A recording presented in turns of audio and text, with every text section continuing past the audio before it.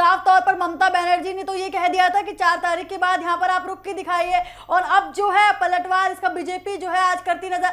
BJP ने साफ तौर पर कह दिया है कि आज जो है ममता बनर्जी जो है बंगाल में से जाने वाली है, उनकी एग्जिट होने वाली है और बीजेपी की एंट्री होने वाली है। बिल्कुल कोमल, यहाँ पर टीएमसी के जितने भी दावे थे वो सारे दावे कहीं ना कहीं फीके पड़ते हुए नजर आ रहे हैं, क्योंकि टीएमसी के सारे नेता, अगर हम रीपोलिंग की बात करें, अगर हम वोटिंग की बात करें, या हम दोनों चरणों के चुनाव की बात करें, टीएमसी ने यही दावा किया कि बंगाल की जनता सिर्फ टीएमसी को चाहती है, बंगाल की जनता सिर्फ ममता बनर्जी को, ममता दीदी को चाहती है।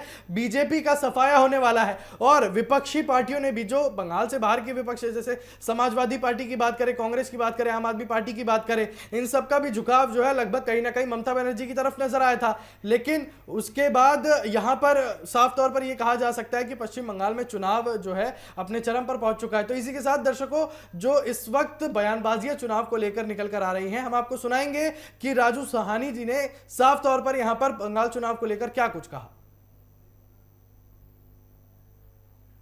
तरफ से शायद कोई कंप्लेन किया होगा मेरे रिसोर्ट को लेके कि वहाँ पे कोई जमायत है, तो वहाँ पे पुलिस और फोर्स भी गया था देखने के लिए, तो ऐसा कुछ हुआ नहीं। मेरे स्टाफ थे, वो लोग देखे, फिर देख के चले गए वो लोग। तो ये कितने लोगों को अरेस्ट किया था? नहीं, किसी को अरेस्ट नहीं हुआ। नील सीजर लिस्ट दिया है और कोई भी अरेस्ट वगैरह हुआ नहीं। 2 स्टाफ थे मेरे, तो वो लोग थे, उन लोगों से बात किया, फिर चले गए। तो सुना आपने कोमल, यहां पर साफ तौर पर पश्चिम बंगाल को लेकर जितनी अटकलें लगाई जा रही हैं, यहां पर हमने रीपोलिंग की बात करी। रीपोलिंग को लेकर जो है टीएमसी इतनी घबरा गई कि टीएमसी जो है सीधा कोर्ट का दरवाजा खटखटाती है, अपनी याचिका दर्ज करवाती है कि लोकतंत्र की हत्या है, लोकतंत्र की हत्या बताया जाता है। लेकिन इलेक्शन कमीशन यानी चुनाव आयोग ने जितने सबूत वहां पेश किए थे, वो साफ तौर पर यह साबित करता है, वो सारी चीजें साफ तौर पर साबित करती हैं।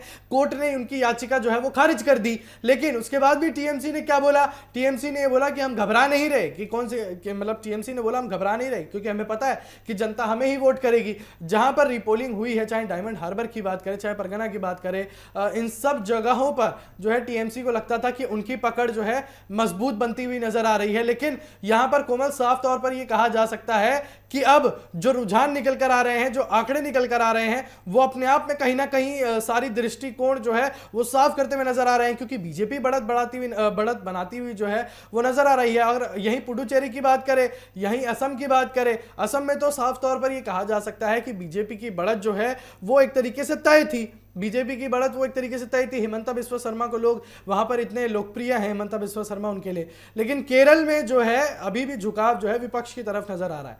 फिलहाल यहां पर बंगाल की बात करेंगे कोमल, तो बंगाल में इस वक्त चिंता का माहौल बना होगा। चिंता का माहौल सबसे ज्यादा जो है टीएमसी के कार्यालयों में बना होगा। देखिए, जिस तरीके से हिंसा की खबरें सामने आई लगातार, देखिए चुनाव हुए, पहले चरण के चुनाव में हिंसा की खबरें देखी, दूसरे चरण के चुनाव में जो है हमने हिंसा की खबरें देखी यहाँ पर, और आज जब वोटों की गिनती जिस दिन हो रही है, जिस दिन जो है परिणाम निकलने वाले हैं, और आज भी लगातार हमको जो है वो हिंसा की खबरें जो है बंगाल से लगातार सामने आ रही हैं, और लगातार ये तस्वीरें सामने आ रही हैं कि टीएमसी ने जितने भी दावे किए थे, तो कहीं ना कहीं टीएमसी फीकी पड़ती हुई नजर आ रही है। क्योंकि जिस तरीके से रुझान यहाँ सामने आ रहे हैं, जिस तरीके से हम रुझान यहाँ देख पा रहे हैं, तो बीजेपी को जो है अब बढ़त मिलती हुई दिखाई दे रही है, और बीजेपी जो है अपने दावों पर खड़ी उतरती हुई दिखाई दे रही है। बिल्कुल कोमल, यहाँ पर दावों की आपने बात करी, तो बीजेपी ने जो संकल्प पत्र निकाला था अपने मैनिफेस्टो में, संकल्प पत्र जो नाम दिया था, वो सारी चीजें कहीं ना कहीं ये साबित कर रही हैं कि शायद बंगाल की जनता जो है अब बीजेपी पर भरोसा कर रही है। बंगाल की जनता ने अमित शाह पर भरोसा किया,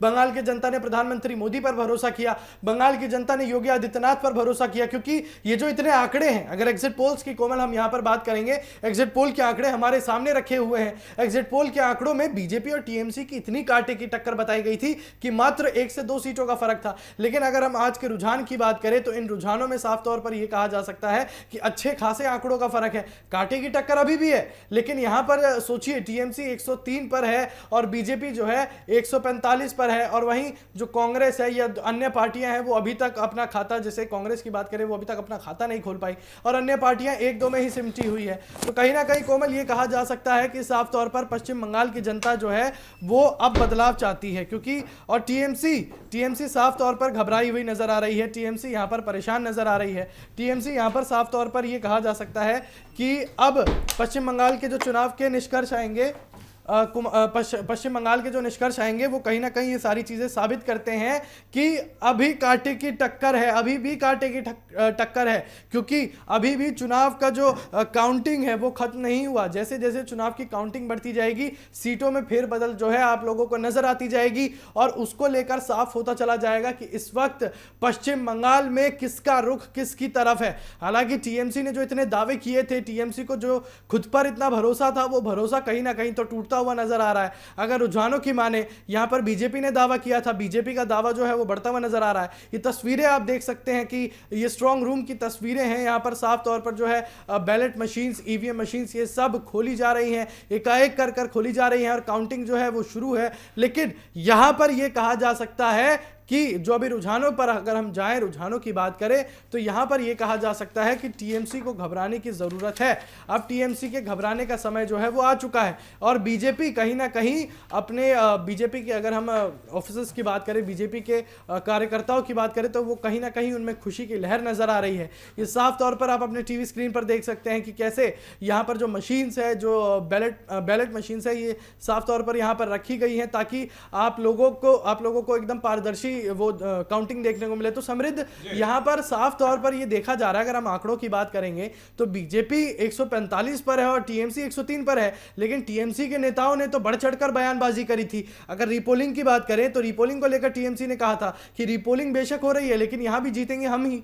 बिल्कुल, देखिए बयानबाजी तो दोनों तरफ से सामने निकल के आई थी। अगर बात कर ली जाए पश्चिम बंगाल की, तो यहाँ देखिए अब तक 145 सीटों पे बीजेपी अपनी बढ़त बनाए हुए है। लेकिन वहीं टीएमसी की बात कर ली जाए, जैसा कि अंकुर अभी आप बता रहे हैं कि 100 से अधिक सीटें ऐसी हैं जहां टीएमसी अभी आगे चल रही है। हालांकि हिंसा की जो खबरें हैं वो दोनों तरफ से सामने निकल के आ रही थी, मारपीट की खबरें भी सामने निकल के आ रही थी। कई सारी सीट्स ऐसी हैं जो हाई प्रोफाइल बनी हुई हैं, जहां पर नजरें जो है सभी की टिकी हुई है। और सबसे जरूरी वो भवानीपुर की सीट है, जहां पे जो है सबसे ज्यादा नगरें अगर किसी की टिकी हैं तो वही सीट है। तो किस तरीके से आपको बता दें कि अब चुनावी पूरा माहौल जो है वो गर्मा गया है। लेकिन दावेदारी, जैसा हम लगातार कह रहे हैं कि दोनों तरफ से इस चीज को लेकर ठोकीदारी थी कि देखिए हम जो है अपनी सीट यहां पर बढ़ाएंगे, हम जो है अपनी सरकार बनाएंगे। लेकिन शुरुआती रुझान अगर देखें नतीजों में तब्दील होते हैं अंकुर, तो ये बहुत बड़ा संकेत देता है कि बीजेपी जो है वहां पर अपनी पकड़ को मजबूत कर रही है। अगर पिछली बार के चुनावों से अगर देखिए तुलनात्मक इसका विश्लेषण किया जाए तो 100 से ऊपर सीटें जो है बीजेपी को नहीं आई थी। हालांकि अमित शाह लगातार उस वक्त भी जो है ये दौरा कर करके कह रहे थे कि देखिए मैं तो हूं 200 पार की सीटों का नारा दे रहा हूं। अब की बार जो है 200 पार का नारा उन्होंने दिया था। लेकिन इसी बीच आपको बता दें कि यहां पे जो है अब जो आंकड़े सामने निकल के आ रहे हैं वो इस चीज का संकेत दे रहे हैं कि अब क्या बीजेपी सत्ता परिवर्तन की लहर वो ला पा रही है। और अगर ये जो शुरुआती रुझान है नतीजों में अगर तब्दील हो जाते हैं तो सबसे जरूरी चीज ये है कि किस तरीके से जो है एक बड़ा फेरबदल जो है पश्चिम बंगाल की सरकार में देखने को मिल सकता है। ममता बनर्जी जो 15 साल से वहां राज कर रही थी, अब जो है वो जाकर उनको विपक्ष में बैठना पड़ेगा, यानी कि विपक्ष की भूमिका जो है वो उनको निभानी पड़ेगी। बिल्कुल समृद्ध, यहाँ पर पश्चिम बंगाल को लेकर जितनी हलचल है असम में भी उतनी ही हलचल है। असम में हिमंता बिस्वा शर्मा बनाम जो गौरव गोगोई चल रहा है, उसको लेकर जो है जो राजनीतिक बयानबाजी हैं वो भी काफी निकल कर आ रही हैं। हम अपनी जनता को सुनाएंगे कि असम में विपक्ष की तरफ से, कांग्रेस की तरफ से खड़े गौरव गोगोई ने क्या कुछ कहा। जी, ये शुरुआत है, अभी पूरा हम शुरुआत देखेंगे कि पूरे प्रदेश में किस प्रकार से काउंटिंग चल रहा है और हर राउंड, हर वोट अच्छी तरीके से उसका काउंटिंग हो, उस पर हमारी नजर रखेगी। क्योंकि समृद्ध जो असम के आंकड़े निकल कर आ रहे हैं वो कहीं ना कहीं कांग्रेस को परेशान कर रहे हैं, वो कहीं ना कहीं कांग्रेस को जो है हताशा में डाल रहे हैं। यहां पर साफ तौर पर जो है देखिए अगर हम आंकड़ों की बात करें अंकुर, देखिए 110 सीटें जो हैं वो अब तक खुल चुकी हैं, जहां मतलब जो है एक तरीके से जो रुझान आ गए हैं वहां के, उसमें से अगर आंकड़ों की बात की जाए तो कितना अंतर यहां साफ तौर पर कांग्रेस और बीजेपी के आंकड़ों में दिख रहा है। और गौरव गोगोई का ये कहना कि देखिए अभी तो शुरुआती रुझान है, तो देखिए अगर शुरुआती रुझान भी है फिर भी इतना अंतर जो है वो बहुत बड़ा संकेत देता है। बिल्कुल समृद्ध, ये तो बहुत बड़ा अंतर है। यहाँ पर तो आप कांटे की टक्कर भी नहीं कह सकते, क्योंकि हिमंता बिस्वा शर्मा जो है असम में इतने लोकप्रिय नेता हैं, उसके बाद जो यहाँ पर गौरव गोगोई ने जो चुनाव के दौरान एक से बढ़कर एक बात की थी। और कांग्रेस के अगर हम यहाँ पर बात करेंगे तो पवन खेड़ा के बयान को तो भूला नहीं जा सकता। पवन खेड़ा के बयान ने कहीं ना कहीं अपनी पार्टी के लिए सेल्फ गोल कर दिया था। पवन खेड़ा के इस बयान के बाद हिमंता बिस्वा शर्मा ने साफ तौर पर यह कह दिया था कि ये कांग्रेस की साजिश है। तो ये कहीं ना कहीं समृद्ध अपने आप में घबराने वाली बात है, चिंताजनक बात है।